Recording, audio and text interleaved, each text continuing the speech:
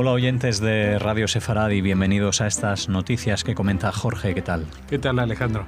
Estos son los titulares. España elevará su valla fronteriza con Marruecos hasta los 10 metros de altura. El juicio por corrupción contra Netanyahu empieza el 17 de marzo, 2 semanas después de las elecciones generales. Holanda sufrió en 2019 un 35% más de incidentes antisemitas que el año anterior, especialmente de grupos BDS. El ejército israelí pondrá en marcha en julio una nueva división para enfrentar la amenaza de Irán de forma estratégica. Estos son los titulares de estas noticias que ampliaremos después en la segunda parte con la agenda cultural. Desde que Israel construyó altos muros de hormigón en Cisjordania para aplacar los ataques terroristas durante la Segunda Intifada, los partidos políticos de izquierda no dejaron de clamar por lo que llamaban el muro de la vergüenza. Ahora la coalición de izquierdas al frente de España ha decidido elevar la valla fronteriza en Ceuta y Melilla por encima de la altura de la israelí e incluso de la prometida por Trump en la frontera con México, y no para evitar el terrorismo, sino la llegada de inmigrantes en busca de una mejora económica en sus vidas. Así lo ha comunicado el Ministerio del Interior, que añadirá hasta un 30% de altura a las vallas, aunque algunas fuentes aseguran que podría llegar hasta los 10 metros de altura en los puntos más conflictivos del trazado.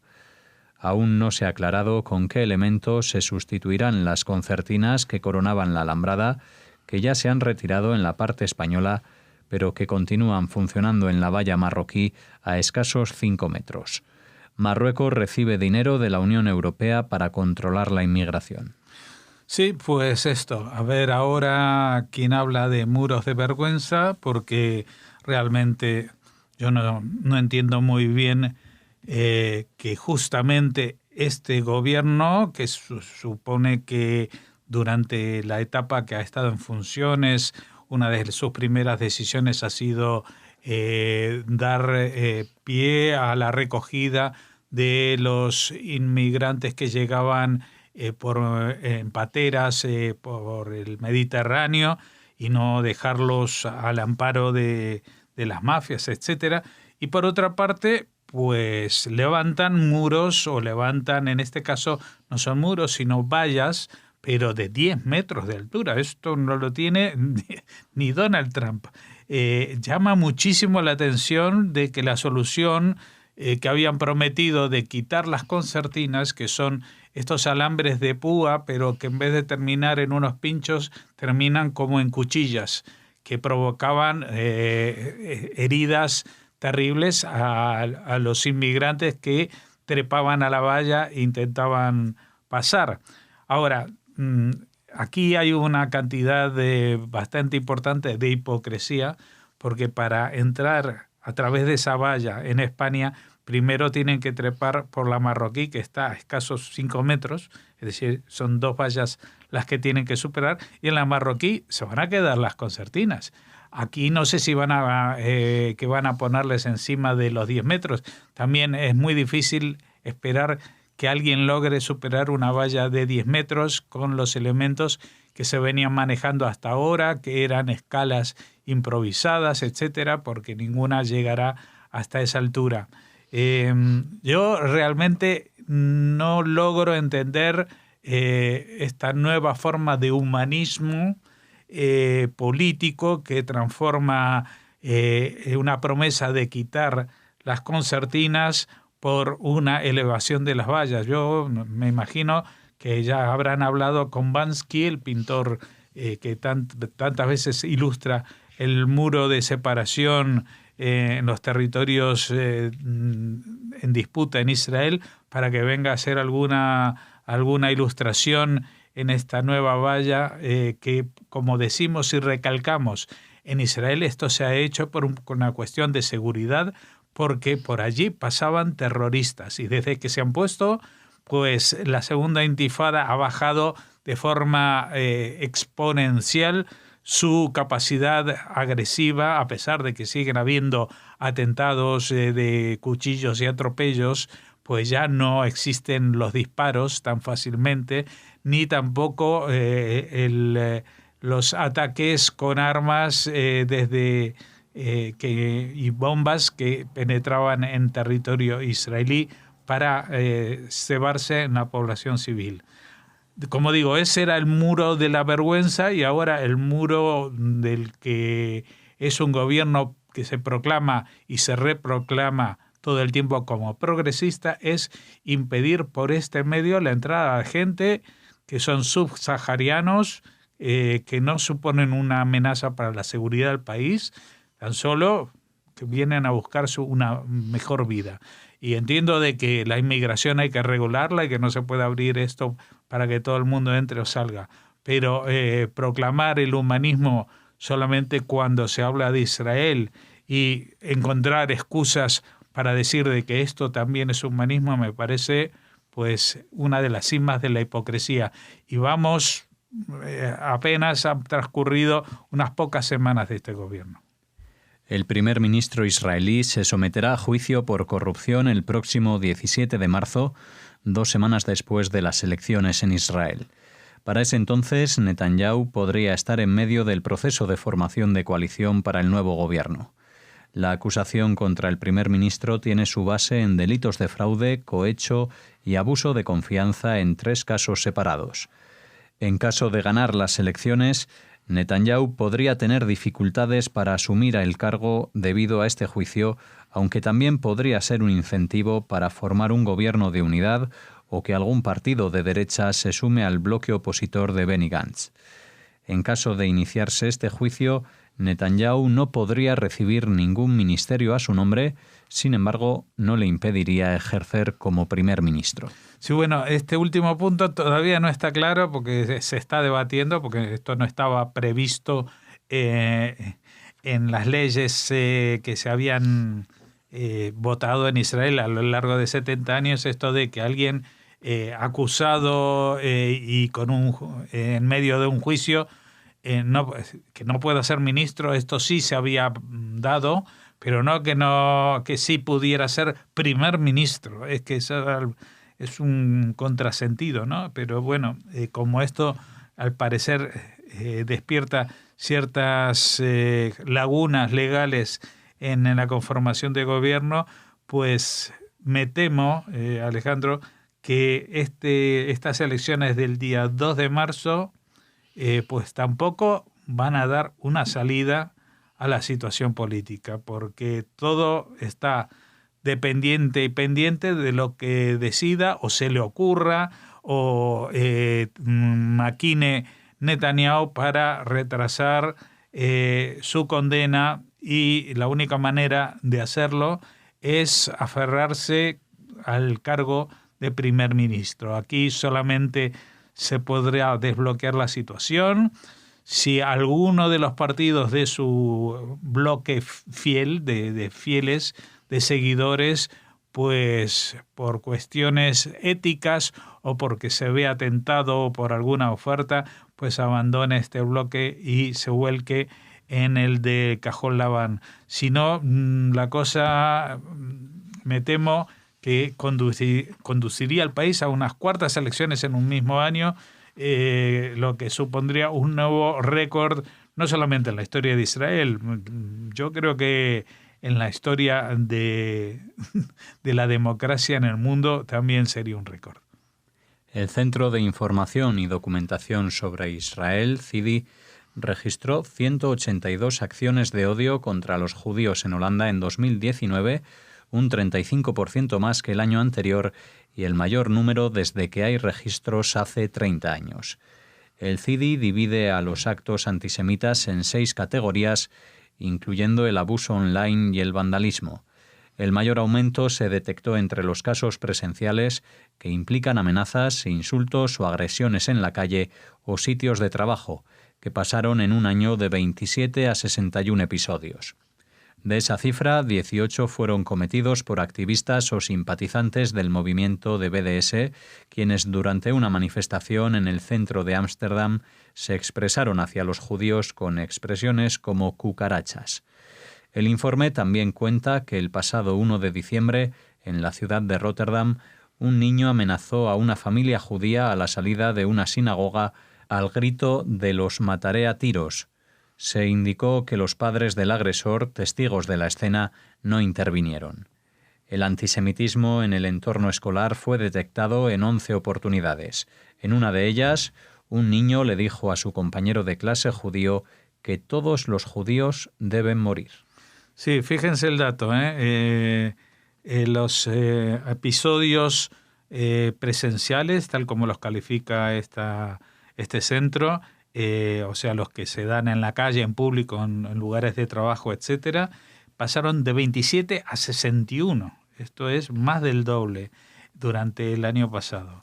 Y si eso ha pasado el año pasado, pues no creo que este 2020 prometa algún cambio para mejor, a menos que haya un cambio que se sienta tanto dentro de las estructuras políticas como especialmente en las educativas, en los medios de información, etcétera, que son justamente los sectores que más están de alguna manera envenenando el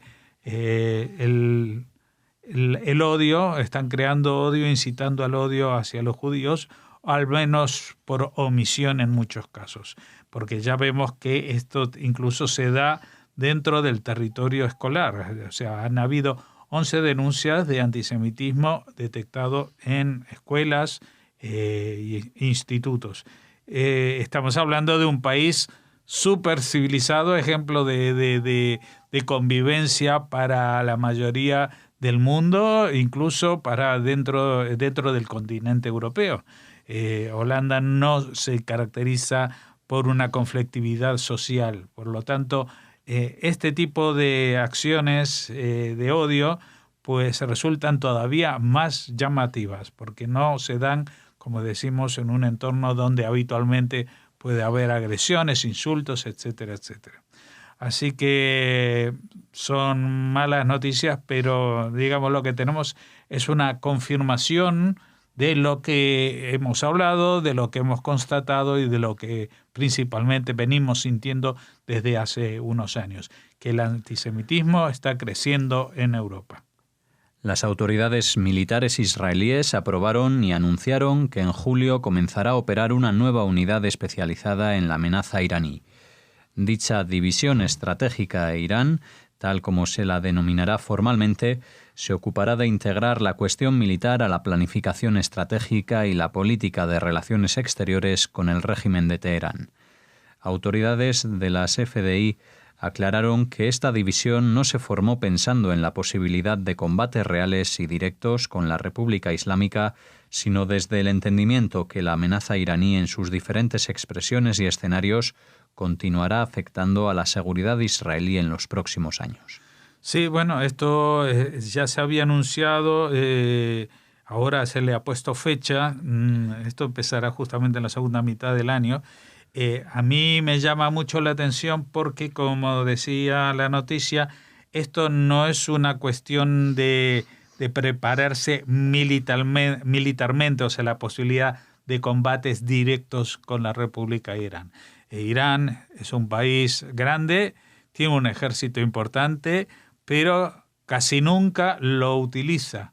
Es decir, Irán instrumentaliza a terceros milicias chiitas, grupos como Hezbollah, e incluso los rebeldes hutíes, etcétera, etcétera, a los que financia y suministra armamento para que ellos defiendan sus propios intereses, apoyados en el apoyo, en el paraguas de Irán como financiador y suministrador a los grupos terroristas en el mundo. Especialmente estamos hablando del mundo musulmán, porque aquí, aparte de una cuestión hegemónica geográfica, hay también una cuestión de fondo muy importante, que es la hegemonía religiosa de los chiitas respecto a los suníes. Por lo tanto, esta nueva división en un ejército es un hecho singular, creo yo. Seguramente el ejército americano tenía una división en su momento para enfrentarse a los peligros de la Guerra Fría más allá del terreno militar, a través de inteligencia, espionaje, sabotaje, etcétera, etcétera. Pero aquí no estamos hablando de una guerra abierta entre Israel e Irán, sino, como decimos, interpuesta a través de ejércitos que se llaman proxies, es decir, delegados. Pero justamente por la complejidad de este proceso, de este enfrentamiento, Israel ha decidido poner en marcha esta unidad dentro del propio ejército, pero con una división que se llama estratégica e Irán. Es decir, no es una cuestión de saber solamente qué armas podrían llegar a utilizar los iraníes, sino qué medios y qué intermedios y qué mecanismos y qué nuevas herramientas están utilizando los iraníes para combatir a Israel, para deslegitimizarlo a veces, y esto se debe abordar desde perspectivas muy diferentes, más allá solamente de lo militar, también por ejemplo, en el tema de la política de relaciones exteriores. La guerra, desgraciadamente, no se acaba, simplemente cambia de forma. Antiguamente Israel, digo, no hace tanto, ¿no? Pero en los primeros años Israel se tuvo que enfrentar con ejércitos de países árabes en el 48, de 5 países, ejércitos de Jordania, Egipto y Siria en la guerra del 67 y del 73 con ellos, es decir, los países limítrofes. Pero a partir de los años 80, pues hubo un cambio de formato vinculado al combate no con ejércitos, sino con grupos terroristas, con lo que a veces se denomina milicias, con Hezbollah, con Hamas, con los grupos que estaban dominando el sur del Líbano en el año 82, etcétera, etcétera, que eran los mismos que hoy en día gobiernan en Ramallah, en la Autoridad Palestina. Y a partir también de este inicio del siglo XXI, pues vemos que estos mismos grupos terroristas ya no actúan por cuenta propia, por iniciativa propia, sino que son instigados, incitados, alimentados y, empujados a distintas batallas y combates justamente desde una potencia lejana o más o menos lejana como puede ser Irán de Israel, cuyo objetivo declarado ha sido desde hace 40 años y 41 años de la Revolución Islámica la eliminación del país, del Estado judío en esa tierra llamada Israel. Finalizamos aquí estas noticias, la primera parte, porque volvemos ahora con la segunda tras la pausa, con la agenda cultural.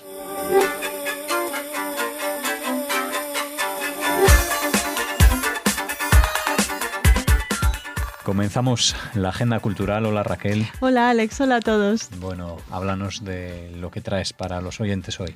Pues empezamos hablando de la senadora italiana Liliana Segre, superviviente del Holocausto y, como saben, obligada a llevar escolta desde noviembre por recibir reiteradas amenazas antisemitas. Ha sido nombrada doctora honoris causa en Historia de Europa por la Universidad de la Sapienza de Roma. Segre, de 89 años, fue recibida con aplausos en el aula magna de la universidad en una ceremonia con ocasión del inicio del año académico a la que asistieron autoridades como el presidente de la República, Sergio Mattarella. Precisamente la senadora recordó cuando el año pasado fue recibida por Mattarella y él le preguntó qué había buscado al ingresar al Senado y respondió: «Dentro de mí, aunque soy muy vieja, sigo siendo esa pequeña niña expulsada de la escuela por haber nacido judía y hoy me veo sentada en el Senado de esa Italia mía donde nací y crecí con mi familia». En su discurso de aceptación del doctorado honoris causa, la senadora vitalicia, que fue deportada a Auschwitz con 13 años, citó al escritor Primo Levi, al que llamó mi maestro, y recordó sus palabras: comprender es imposible, pero saber es necesario. Segre agradeció a todos, pero especialmente a los estudiantes, porque como abuela he recibido de ellos mucho más de lo que he tratado de darles. Dedicó su premio, su honoris causa, en Historia de Europa a su padre, el hombre más importante para mí, asesinado por haber nacido. Ella fue deportada desde Italia al campo de Auschwitz en 1944 cuando tenía 13 años y fue uno de los 776 niños italianos menores de 14 años enviados a ese lugar, de los cuales solo 25 sobrevivieron. Así que nuestra felicitación para la senadora vitalicia y valiente Liliana Segre. Bueno, pues desde aquí nuestras felicitaciones en esta agenda cultural que ahora continúa hablándoles de cine. Sí, hablamos del estreno en la cartelera española de Vida Oculta, Hidden Life, de Terrence Malick, ganadora del Festival de Cannes, que nos habla de la vida del objetor antinazi Franz Jägerstätter, del que también hablamos con Fernando García Navarro en su espacio, en el espacio Luz y Oscuridad, en el Tercer Reich. Fanny y Franz son un matrimonio que vive feliz con sus 3 hijas en su granja alpina en Austria. Son campesinos y trabajan rodeados de un impresionante paisaje de montañas. Cuando estalla la Segunda Guerra Mundial, los hombres comienzan a respaldar al nazismo, pero Franz no se deja arrastrar por la corriente mayoritaria. Se resiste a prestar juramento a Hitler y se convierte en el primer objetor de un mundo de ferviente nacionalismo y creciente ideología de odio. El amor incondicional de su esposa y su fe cristiana inquebrantable se convertirán en sus principales aliados para afrontar las graves repercusiones que su decisión provocará. Está en nuestros cines, se la recomendamos y también les animamos a escuchar este programa dedicado a la figura de Franz Jägerstätter que ofrecíamos aquí en Radio Sefarad. Muy bien, pues con ese estreno que ya está en las carteleras españolas, nos aproximamos al final, ¿no? de la agenda cultural de hoy. Sí, porque queremos hablarles de la próxima presencia. Bueno, quedan aún unos meses, pero ya se ha anunciado que Plácido Domingo estará con su concurso anual de canto Operalia de domingo en la Ópera de Tel Aviv del 26 al 28 de octubre. Mientras que los teatros estadounidenses, como saben, han dejado de incluir a Plácido Domingo por esas acusaciones de supuestas agresiones sexuales a mujeres, a otras cantantes o a personas próximas a él en el mundo de la ópera.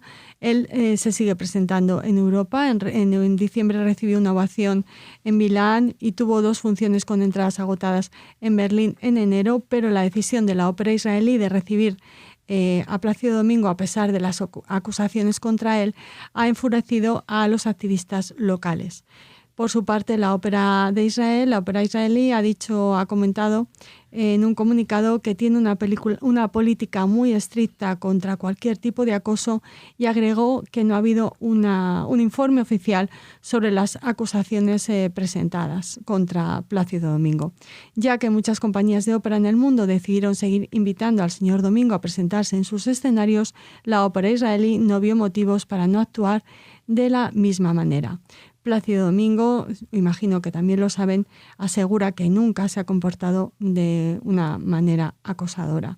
Al comienzo de su carrera, un dato interesante, en la década de 1960, Domingo pasó 3 años como miembro del elenco y residente de la ópera de Tel Aviv, que, como les contamos, vuelve a recibirle del 22 al 28 de octubre de 2020. Bueno, pues con esa visita de Plácido Domingo a Israel cerramos esta agenda cultural de hoy para terminar las noticias del día.